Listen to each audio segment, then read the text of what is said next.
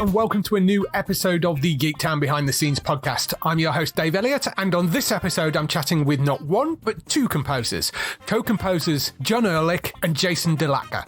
Jon and Jason co-scored Amazon Studios series Goliath, starring Billy Bob Thornton, William Hurt, Dennis Quaid, and J.K. Simmons, which recently launched its fourth and final season last month, alongside the soundtrack album for the drama as well. The duo currently also score the medical drama The Resident, which returned to Fox for its fifth season in the US last month and its fourth season in the UK on Sky Witness. Prior to those shows, Jon and Jason received 2 Emmy nominations for their work on Fox's Emmy award-winning and Golden Globes award-nominated drama series House MD, starring Hugh Laurie, and on CBS's drama thriller series The Agency, starring Beau Bridges. The pair's other co-scoring credits include NBC's Parenthood and About a Boy, USA Network's Graceland and White Collar, and the Fox drama Pitch, along with many others. On top of all that, Jon earned an additional Emmy nomination for his work on Fox's adventure fantasy series Raw, which starred Heath Ledger.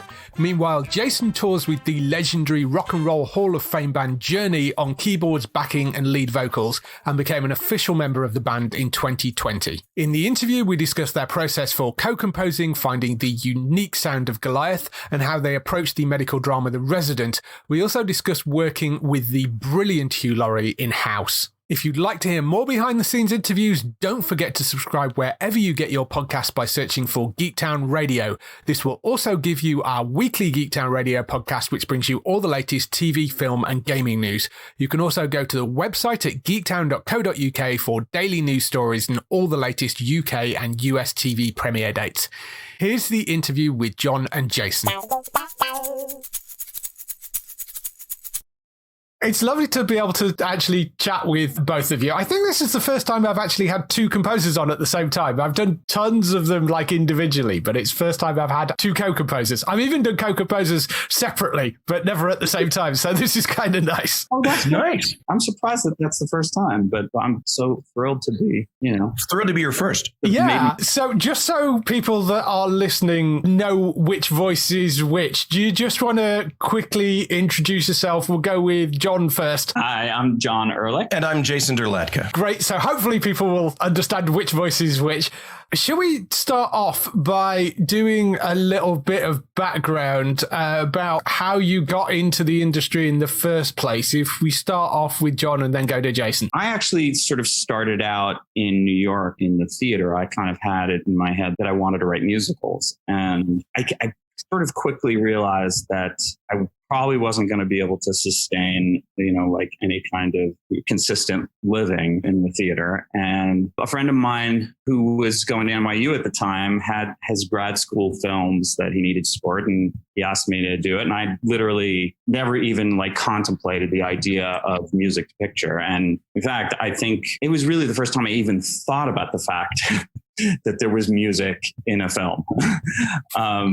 And I sort of started to finger paint and realized that it kind of encapsulated a lot of the things that I really felt connected to about writing musicals, because you were kind of, looking for those moments that sort of transcended reality in a sense, and that needed to kind of become verticalized or dimensionalized. And I kind of slowly fell in love with it, and then came out here to do a year at USC in, they have a grad school program in film scoring, just because I needed the nuts and bolts. And during that year, I working on projects on the side. And, by the time I kind of thought I was going to go back to New York after I finished the program. And then I just started getting little jobs. And before I knew it, I was doing it full time. So that was kind of my trajectory. What about you, Jason? I graduated college here in Montana.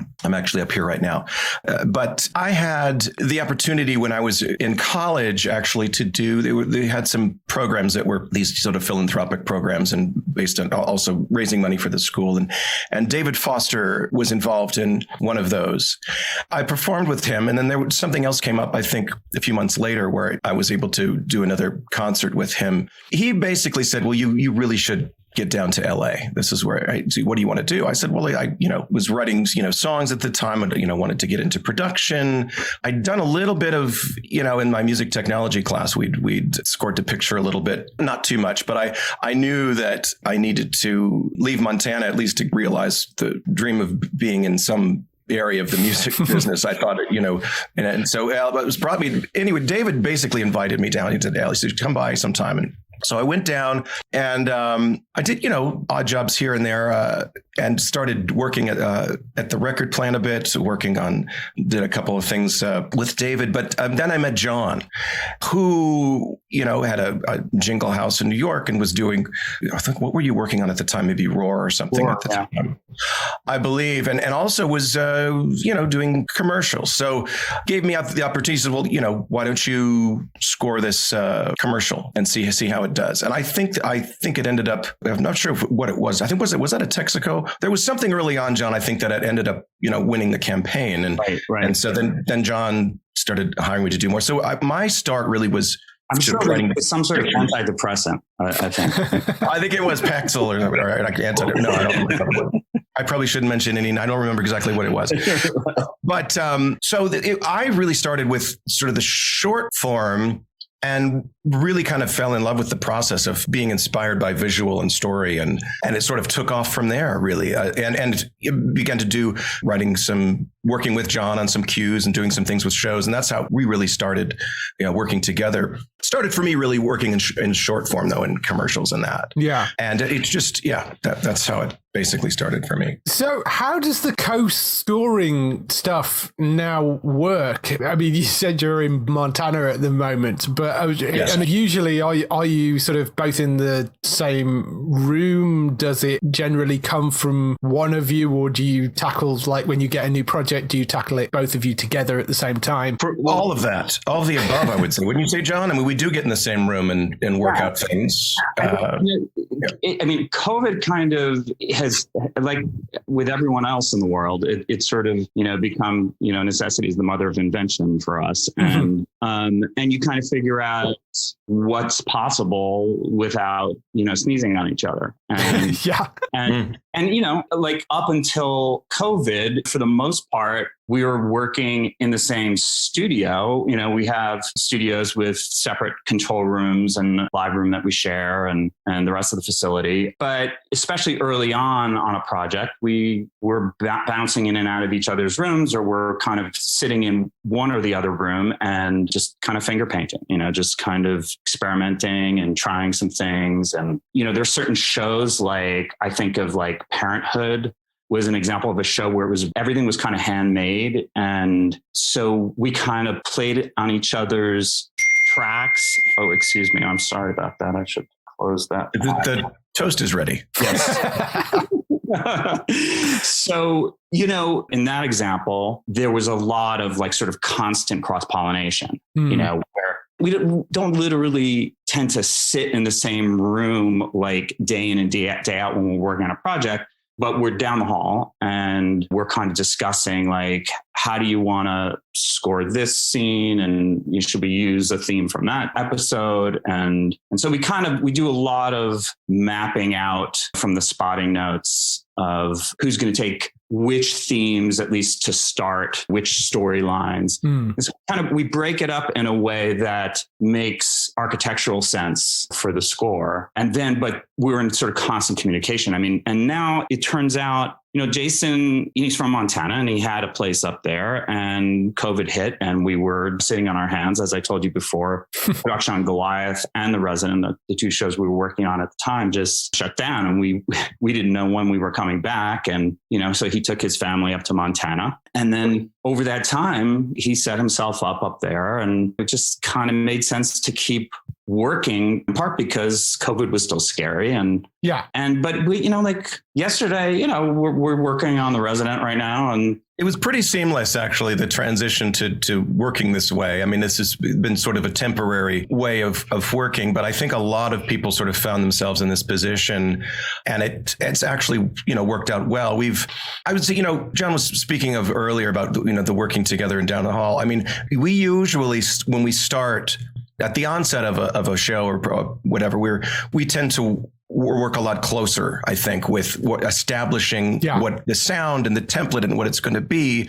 And then once we sort of establish that and get that off the ground, then we kind of go off in we know we've worked together for a while and really have, similar, we complement each other, I would say, sort of in our sensibilities, which is really, really, sometimes a rare thing is that we work so well together. Yeah. And by the way, Jason, I mean, that I feel this way, but I'll say it publicly.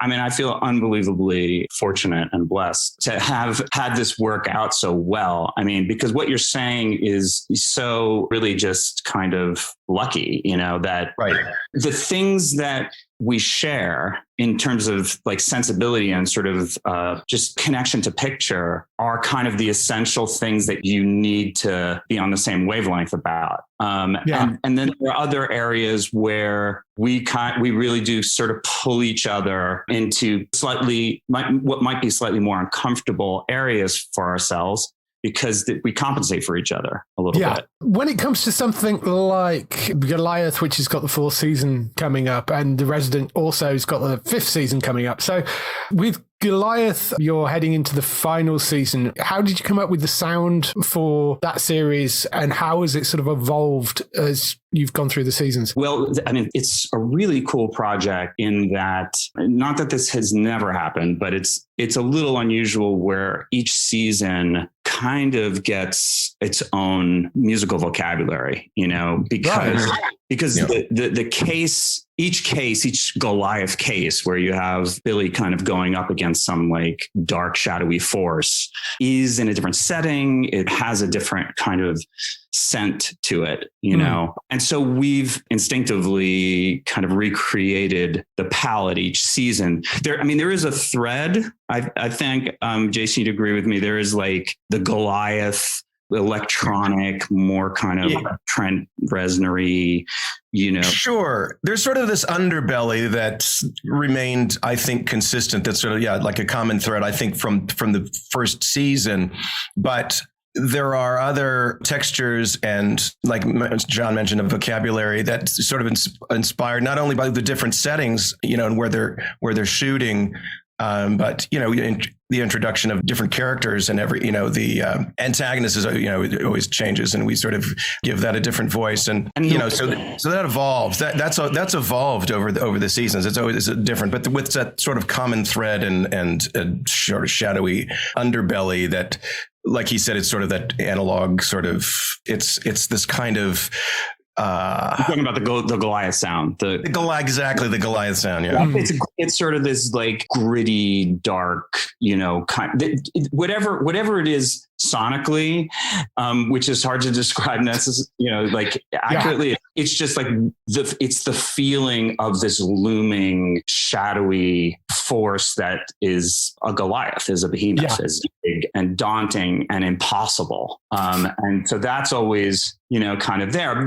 I think one thing that I just want to mention, though, is that from season to season, it really is sort of more of an extreme shift, in part because it's almost like the rhythm of the show changes from season to season. Right. The 3rd season takes place in the Central Valley, and it's kind of in this desert setting, and it was shot sort of beautifully, but with much slower edits, and it's like kind of an art film, like a indie art film, And so we were so inspired by those visuals too. I remember sitting down and when we first started getting picture and things, and sitting and saying, well, we want to really create something unique for this, and it's been that way for every season, But I remember in that circumstance, it dealt with also, I think, the water rights and different things, and stealing water and all that. And there were the machinery and things and tunneling underground and all this stuff that was going on. And so we brought in these acoustic instruments and filtered them and made these strange sort of moving it just sounded sort of like machinery and things sort of churning under the ground that was sort of happening. You could just sort of feel it underneath certain parts of the score that was sort of a character itself. Yeah. Like using instruments that you would naturally kind of connect with that visual environment, resonators and also be used in unconventional ways. And then we did like a full day or two of just experimentation, creating. We've done this before, but in this case, it was really kind of on steroids. And we just created a huge library of licks and sounds and then processed them differently. And I think after that, we spent at least a couple of weeks kind of going through and, manipulating all those sounds. And then in doing so, you kind of start splashing it up against picture. And immediately you're like, that feels right. Now I'm on something like just one dial on some weird plugin, and half the time I don't even know what I've pulled up. It's just, I haven't used this plugin. What is it? Yeah.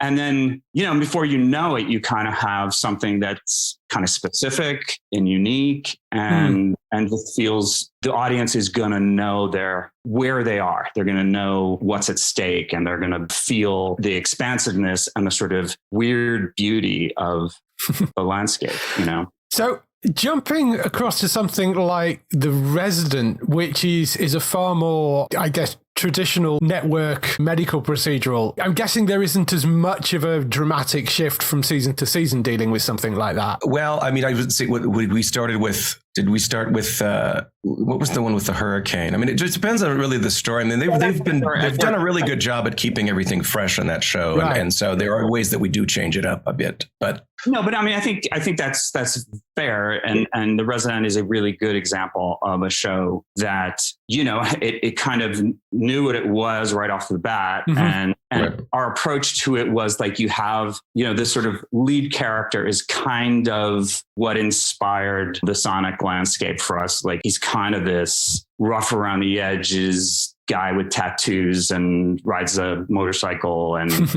and he's not what you would expect a doctor / resident to be. But at the same time, we also did House, and it's kind of, it's its own version of the anti-hero who, on the one hand, like with House, it was a character who was a genius, but on an emotional level, he was remote and disinterested, right? Yeah. So he was a puzzle solver on the one hand. So you created a sonic world where the music is kind of supporting what's going on inside his head, the solving the puzzle, solving the crime in essence.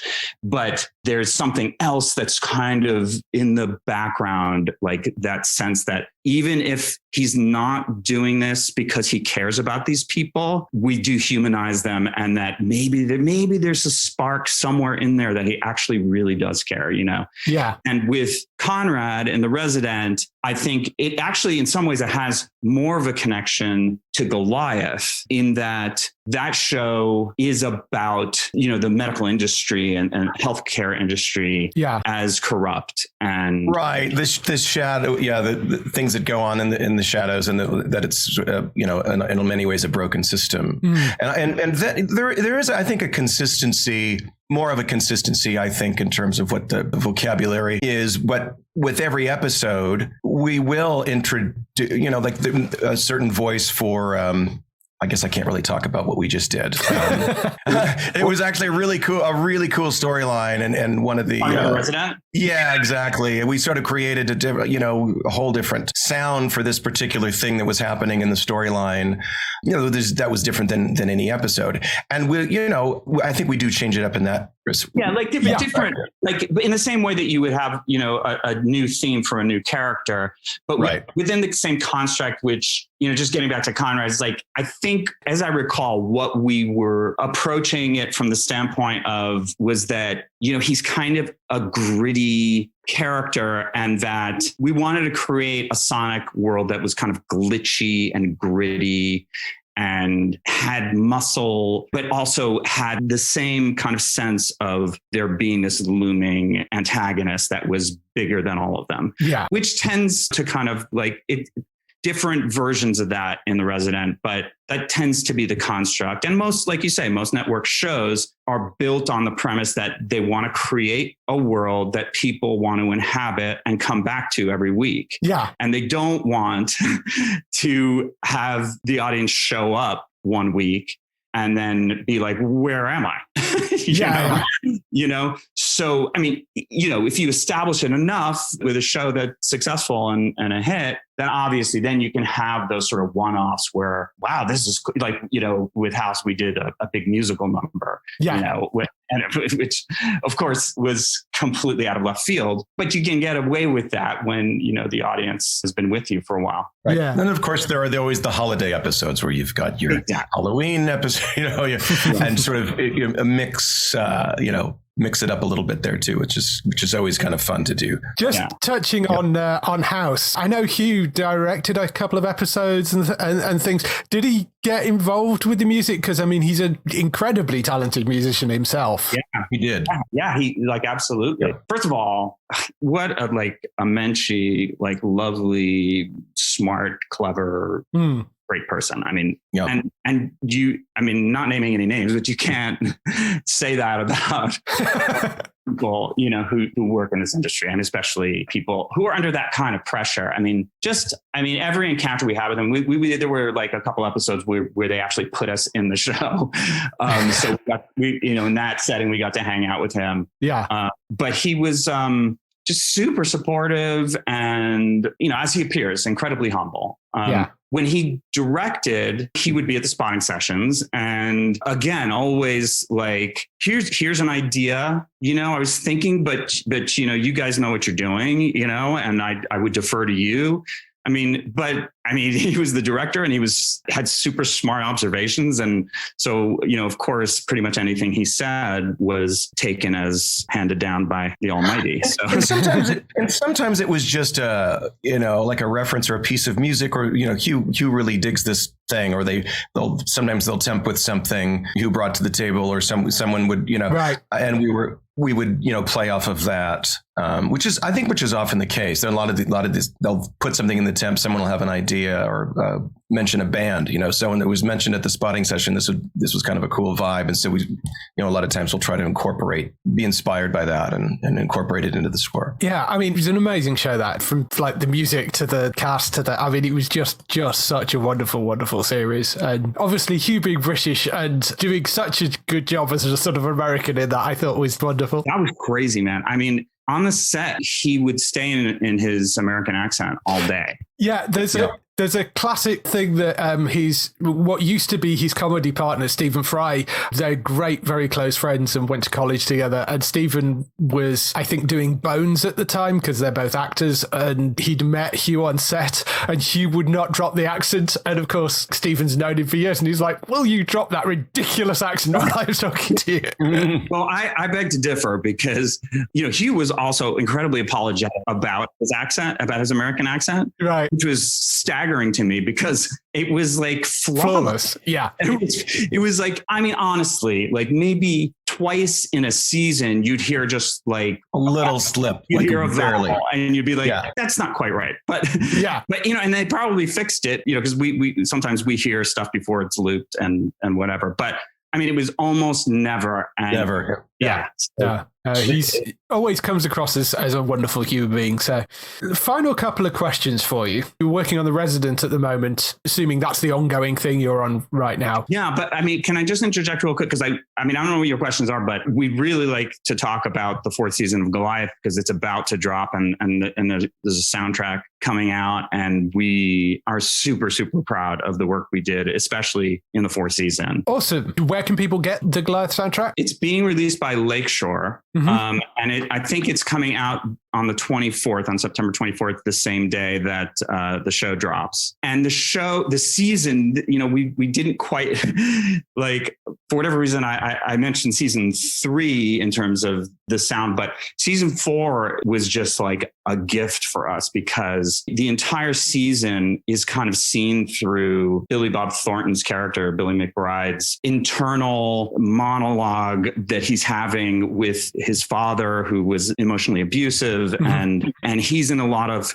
physical pain, psychic pain, emotional pain. And so the relationship he had with his dad was centered completely around them watching old film noir films together, the classic Rear Window, High Noon, and so forth.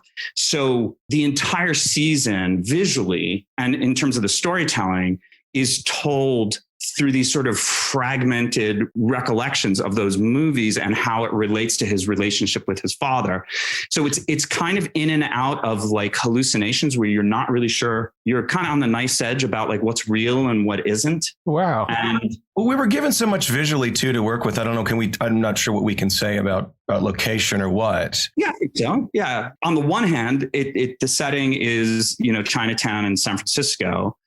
On the other hand, the setting really are sets of these old movies, like where he lives in Chinatown is almost like a direct, shot for shot visual of Rear Window with Jimmy Stewart, looking at the alley. And so, right. And then the people that inhabit that alley where he's able to kind of peer, there's some people who are really significant to the crime or whatever, the big name Goliath. But there's also these sort of incidental characters, like there's this woman who's incessantly practicing trombone.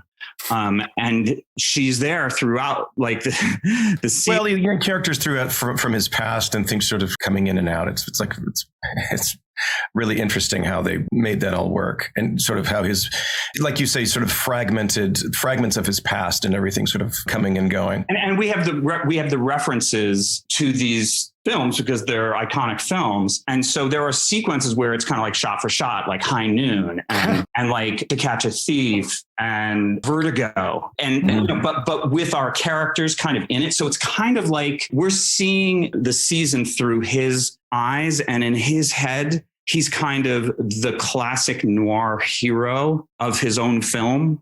But like I said, at the same time, you're not really sure what's real and what isn't. So, I mean, to cut to the chase, the point is there are different layers to what we did, but we really approached this both melodically, sonically, orchestrationally from like the classic film noir point of view. And we could really dig into that and exploit that, I think. And it was really satisfying, I think, in the end to do something also that had a little grander scale to it and sort of a classic sensibility. Yeah. Like Jason said, it felt really good, to get into a room with the orchestra. And, we managed to do these orchestra sessions, even with COVID. Right. It kind of worked out perfectly. I mean, it was kind of fun. I mean, people were a little more separated and they wore masks, but it sounded great. It sounded big and lush. And we were in some great rooms, and even the way we mic'd it and the way we sort of mastered the finished tracks, it has that kind of analog, late 50s, early 60s kind of sound to it. Mm-hmm. Wow. So we're really, really proud and really excited to have that come out. I think they really saved the best for last in Goliath. Yeah, well, that sounds a really interesting soundtrack. So that's going to be one worth looking up. When is that coming out with the show then as well? Yes, the soundtrack is mostly season 4. I would say it's more than half of the soundtrack, probably approaching 60% of it is right. Season 4. But, we took the opportunity. Amazon wanted us to be able to pepper in cues from all the seasons. So there's quite a bit of season 3 and maybe a little less of seasons 1 and 2 for the most part, just because I think we have maybe a slight prejudice, like season 4 and season 3, we had an orchestra. So, sonically, some of it sounds a little more kind of like expensive and beautiful. So you've got the Goliath soundtrack coming out, working on The Resident season 5 at the moment. Is there anything else coming up you could talk about at the moment? Or I mean, I know a lot of the time that is the case is you can't, but I'm not sure. I'll leave that to John, I suppose. There are some things coming up. Yeah. I think the answer to that, unfortunately, is it can't really quite. Things in the works that I can't quite discuss quite yet, but I'm excited about. And I think John would agree. Yeah. And I mean, Jason, I noticed in the notes it joined Journey as a full member last year. So are they doing anything coming up? Well, that's been an incredible development. I mean, I have just been thrilled to be a part of that, and a band that I've always been a huge fan of. Where I think, as with most bands and live performances, a lot of it has sort of been determined by the situation with COVID. Unfortunately, we're playing at iHeartRadio in Vegas, in a week, and then there are some dates in December that we're really excited about, a residency and Caesars, and awesome. Actually be playing with a live orchestra for some of those shows too. So that's going to be really exciting. So yeah, that's been, I suppose, a little bit surreal just because I've been such a big fan of their music for so long. But that's really excited about that for sure. I have to say, from my standpoint, it's super nice to finally be able to say that Jason is like a super rock star without it having to be metaphorical anymore. Because I would have said it 10 years ago, like he's just a freaking, brilliant composer, rock star. No, John. But, now, you don't get much more rock starry than being a Journey. I mean, so. And by the way, I mean, he's great. I mean, go see Journey. It's like a fresh new injection of raw talent. Well, we recently performed at Lollapalooza, which was just such an amazing feeling. And it's like you're sort of seeing this whole new generation of fans out there, that are appreciating these great, it's such a inspiring body of songs, this body of work that they did. And to be part of that group and sharing that with people is just a really incredible feeling for sure. Well, the sooner you can get back to like big live gigs, and I'm glad you're sort of managing to start to do that again, because that's how that music's supposed to be appreciated, I think. So I think everybody's doing their best at trying to make that happen, in a safe way. I mean, you played Central Park and so you played Lollapalooza, so you're doing some of it, but it's going to ramp up slowly. Awesome. The final two questions for you. First question is, what TV shows are you watching at the moment? John, first. Okay, I want to pick something that I like. Because I'm not necessarily watching something that's good.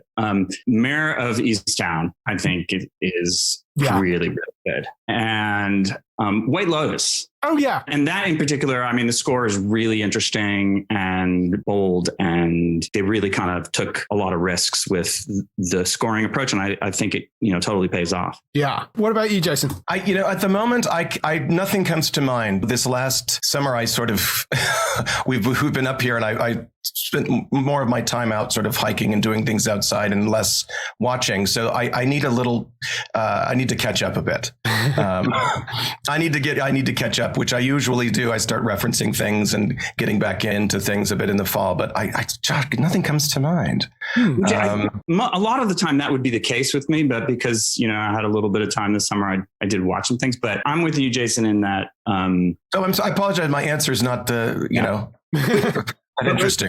That's okay. I think it's helpful sometimes to not be too kind of tapped into what everyone else is doing, and then to just kind of live in the world of the show you're working on and not be too influenced by anything that really is kind of beside the point, Yeah.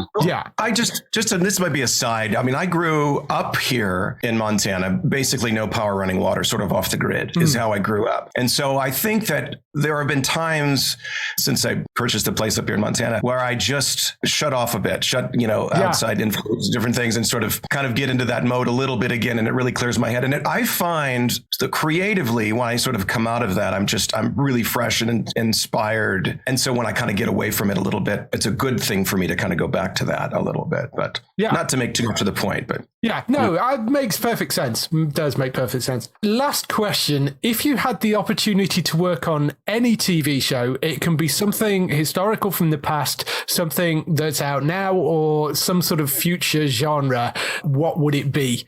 Jason, first. I really love the large scale action type Marvel. Those are, we have a little bit, I think, in the past for certain scenes here and there will sort of get big and broad and fast and loud. And that's always really fun with an orchestra. And I haven't done that as much, I think, that something that was just straightforward of that genre, that kind of action comic Marvel type thing. But I don't know. That's the first thing that comes to mind for me. Something sort of broad in scope like that. Yeah. What about you, Jon? I mean, I could go on forever, so because on the one hand, it's like, I really, really love working on projects that, like Parenthood. Party 5 was sort of an example of that as well, like where I'm kind of like living the life that I'm living, both on screen and off. It's like I have 3 kids and we're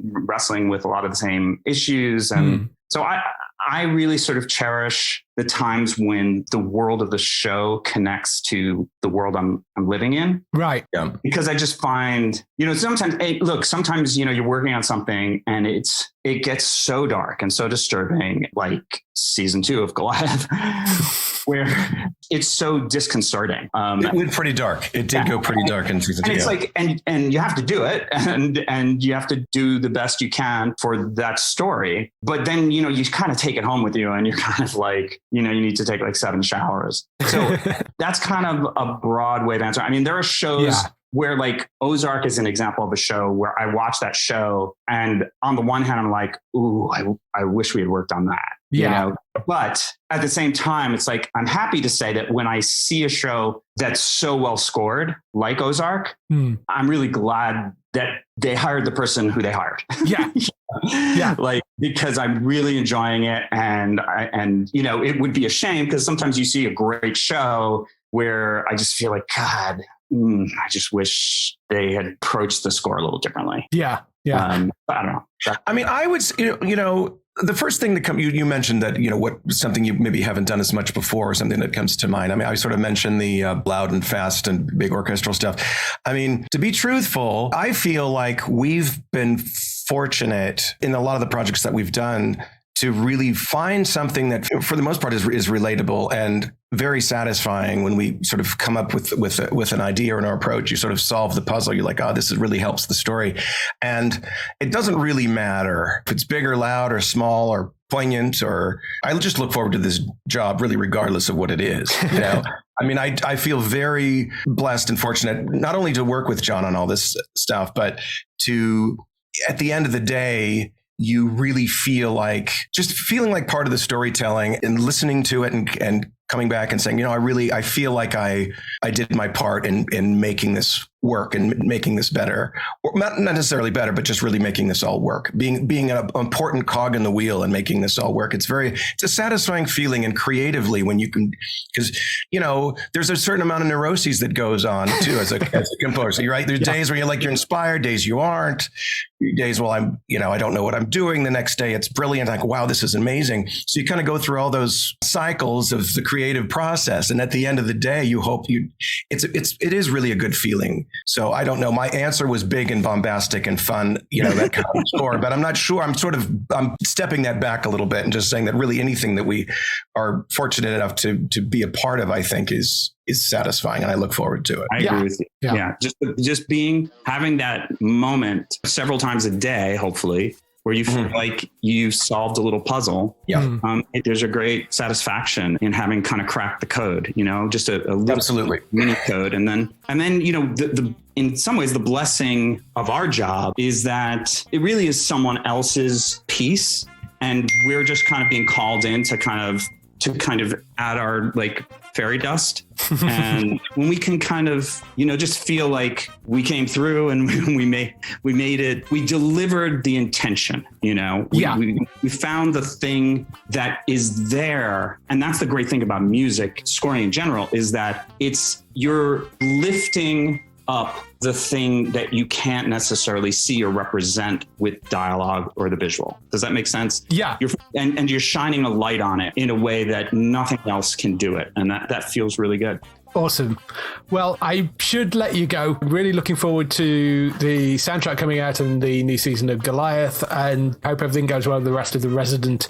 And I'm really looking forward to seeing what you tackle next. Thank you so much. Thank you, David. It's been lovely. Giving us this time. Appreciate it. Have a good evening. It's been lovely talking to you. I'll hopefully talk again in the future. All right. You take care. All right. Bye-bye. Cheers. Bye.